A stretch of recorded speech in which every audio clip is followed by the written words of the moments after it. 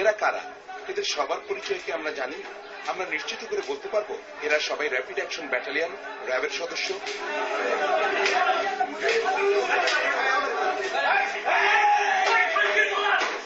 এদের ভাষা কেমন?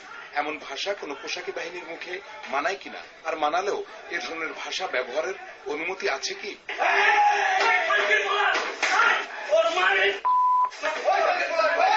হরতালের সময় বিএনপির স্থায়ী কমিটির সদস্য মির্জা আব্বাসের বাড়িতে অভিযানের সময় অ্যাকশনের খণ্ডচিত্র ধরে তৈরি করা এই কোলাজ। র্যাবের কালো পোশাক, শুধু জ্যাকেট আর একদমই সাদা পোশাক। অ্যাকশনের সময় তিনভাবেই দেখা গেছে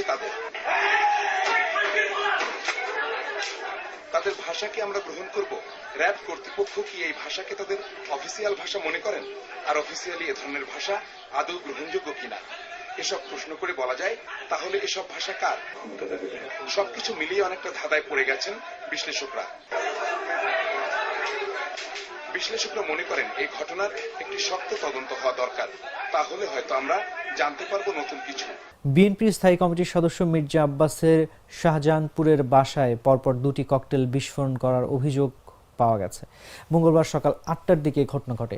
মির্জা আব্বাস বেশ কিছুদিন ধরে কারাগারে রয়েছেন। তার স্ত্রী আফরোজা আব্বাসের বরাত দিয়ে বিষয়টি জাগো নিউজকে নিশ্চিত করেছেন বিএনপি চেয়ারপারসনের প্রেস উইংয়ের সদস্য শামসুদ্দিন দিদার।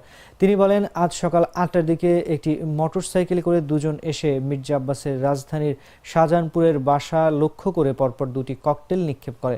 একটি ককটেল বিকট শব্দে বিস্ফোরিত হয় এবং অপর একটি ককটেল অবিস্ফোরিত থাকে। এ সময় পুরো বাড়ি ধোঁয়ায় আচ্ছন্ন হয়ে যায়।